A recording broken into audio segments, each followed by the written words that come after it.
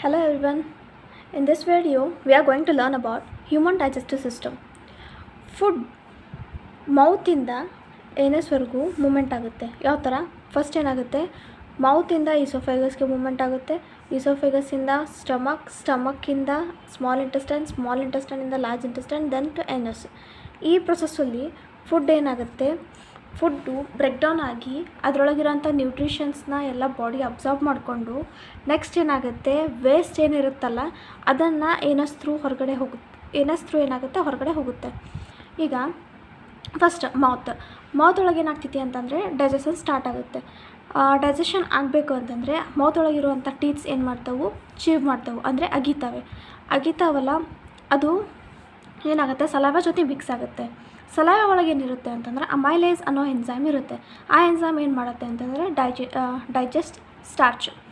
ಇದರೊಳಗೆ ಯಾವ ಥರ ಕ್ವಶನ್ಸ್ ಕೇಳ್ಬೋದು ಅಂತಂದರೆ, which enzyme starts digestion, which enzymes present in saliva, ಅಥವಾ which enzyme digest carbohydrate in mouth. ಈ ಥರ ಕ್ವಶನ್ಸ್ ಕೇಳ್ಬೋದು. ಎಲ್ಲದಕ್ಕೂ ಆನ್ಸರ್ ಏನು, ಸಲೈವರಿ ಅಮೈಲೇಸ್. ನೆಕ್ಸ್ಟ್ ಬರೋದು ಈಸೋಫ್ಯಾಗಸ್ಗೆ ನಾವೇನಂತೀವಿ, ಫುಡ್ ಪೈಪ್ ಅಂತಲೂ ಅಂತೀವಿ. ಅದೇನು ಮಾಡ್ತೈತಿ ಅಂತಂದರೆ ಮೌತ್ನ ಸ್ಟಮಕ್ಕಿಗೆ ಕನೆಕ್ಟ್ ಮಾಡುತ್ತೆ. From mouth to stomach connection ಏನಿರುತ್ತಲ್ಲ ಅದಕ್ಕೇನಂತೀವಿ ನಾವು, ಫುಡ್ ಪೈಪ್ ಅಂತ ಅಂತೀವಿ. Transfer of food to stomach through peristalsis. ಈ ಪೆರಿಸ್ಟಾಲ್ಸಿಸ್ ಅನ್ನೋದು ಏನಂದರೆ ಒಂದು ಮೂಮೆಂಟ್. ಅದ್ರ ಥ್ರೂ ಏನಾಗುತ್ತೆ ಅಂತಂದರೆ ಆ ಮೂಮೆಂಟ್ ಥ್ರೂ ಫುಡ್ ಏನಾಗುತ್ತೆ, ಸ್ಟಮಕ್ನ ರೀಚ್ ಆಗುತ್ತೆ. ಇಲ್ಲೂ ಯಾವ ಥರ question, food movement is called as. ಇಲ್ಲೇನು ಫುಡ್ ಮೂಮೆಂಟ್ ಆಗುತ್ತಲ್ಲ ಅದಕ್ಕೆ ಏನಂತ ಕರಿತೀವಿ, ಪೆರಿಸ್ಟಾಟಿಕ್ ಮೂಮೆಂಟ್ ಅಂತಲೂ ಕರಿತೀವಿ. ನೆಕ್ಸ್ಟು ಸ್ಟಮಕ್ ಯಾವ ಥರ ಇರುತ್ತೆ, ಜೆ ಶೇಪ್ಡ್ ಇರುತ್ತೆ. ಮಸ್ಕ್ಯುಲರ್ ಆರ್ಗನ್ ಅದು ಎಲ್ಲಿ ಲೊಕೇಶನ್ ಆಗೈತಿ ಅಂದರೆ between the oesophagus and small intestine located ಆಗೈತಿ. ನೆಕ್ಸ್ಟ್ ಅದ್ರ ಮೇನ್ ಫಂಕ್ಷನ್ ಏನು, storage plus digestion of proteins.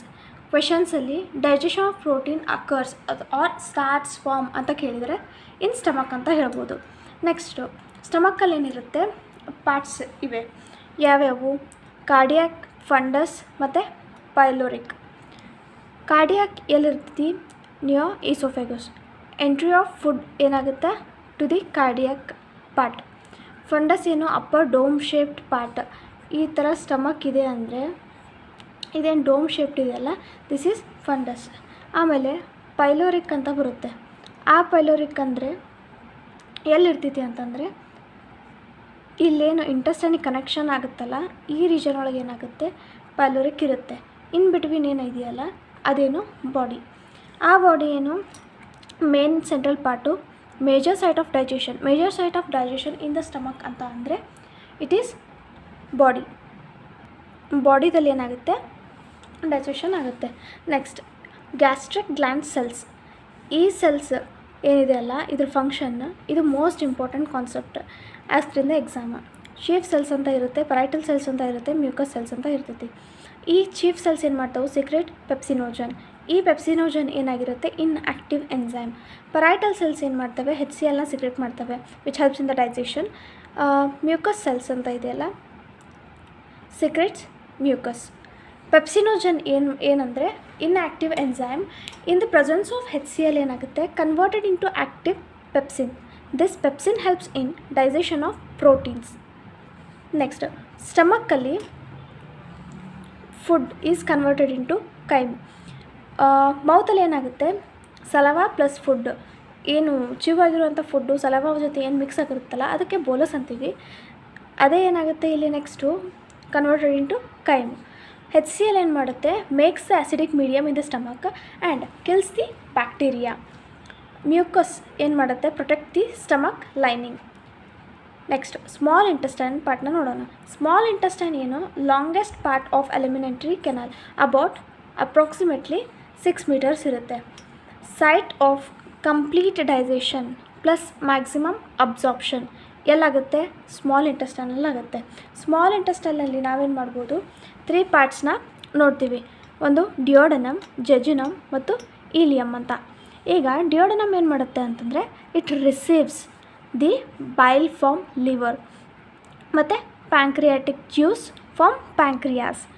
ಅದರದ್ದು ಇಂಪಾರ್ಟೆಂಟ್ ರೋಲ್ ಏನಪ್ಪ ಅಂತಂದರೆ ಈಗ ಸ್ಟಮಕ್ಕಿಂದ ಬಂದಿರುವಂಥ ಕೈಮ್ ಏನಾಗುತ್ತೆ ಅಸಿಡಿಕ್ ಕಂಡೀಷನಲ್ಲಿ ಇರುತ್ತೆ, ನ್ಯೂಟ್ರಲೈಸ್ ಮಾಡುತ್ತೆ ಆ ಸ್ಟಮಕ್ಕಿಂದ ಬಂದಿರುವಂಥ ಆ್ಯಸಿಡ್ನ. ನೆಕ್ಸ್ಟ್ ಏನಾಗುತ್ತೆ, major digestion starts in duodenum. ಆಮೇಲೆ ಜೆಜುನಮ್ ಅಂತ ಬರುತ್ತೆ. ಈ ಜೆಜುನಮಲ್ಲಿ maximum absorption of nutrition takes place. Next ಈಲಮಲ್ಲಿ ವಿಟಮಿನ್ B12 ಮತ್ತು ಬೈಲ್ ಸಾಲ್ಸ್ ಏನಾಗುತ್ತೆ ಅಬ್ಸಾರ್ಬ್ ಆಗುತ್ತೆ.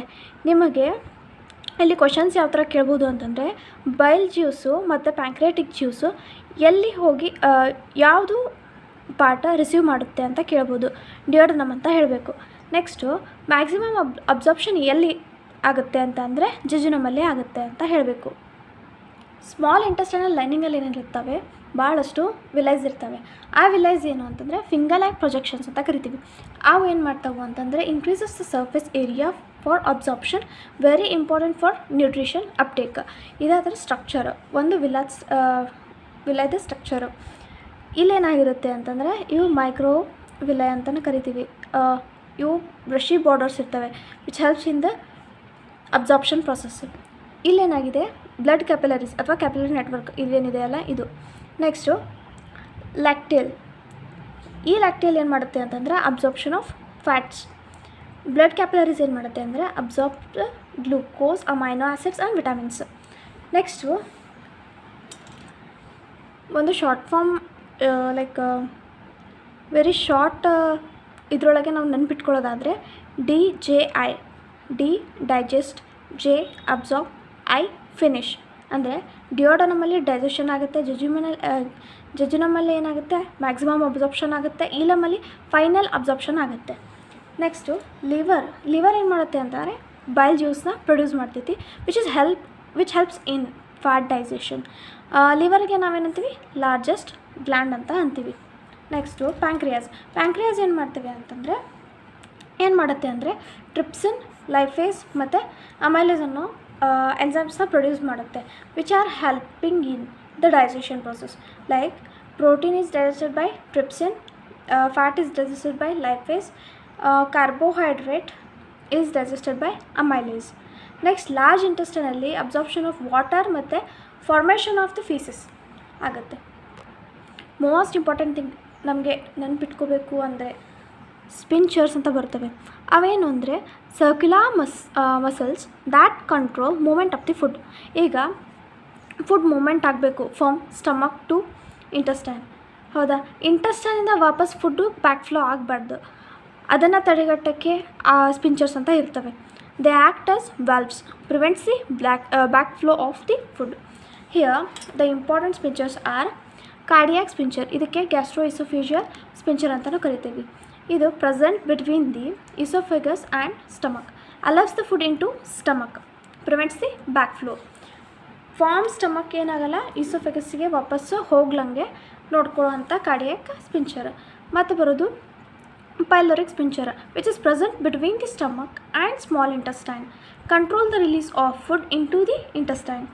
ನೆಕ್ಸ್ಟ್ ಬರೋದು ಸ್ಪಿಂಚರ್ ಆಫ್ ಓಡಿ ಅಥವಾ ಹೆಪಾಟೋಪ್ಯಾಂಕ್ರಿಯಾಟಿಕ್ ಸ್ಪಿಂಚರ್ ಅಂತ ಕರಿತೀವಿ which present at the junction where the bile duct and pancreatic duct open into ಡಿಯೋಡನಮ್.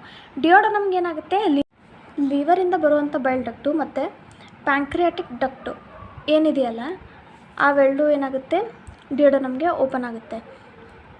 ಅಲ್ಲಿ bile juice ಮತ್ತು ಪ್ಯಾಂಕ್ರಿಯಾಟಿಕ್ ಜ್ಯೂಸ್ ಏನಾಗುತ್ತೆ ಪೋರ್ ಆಗುತ್ತೆ. Ampulla of Vater is formed by bile duct plus pancreatic duct, ಇದು ಭಾಳ important. Next ileocaecal sphincter ಅಂತ ಬರುತ್ತೆ which is present between the small intestine and the large intestine which prevents the back flow of backward movement of the waste.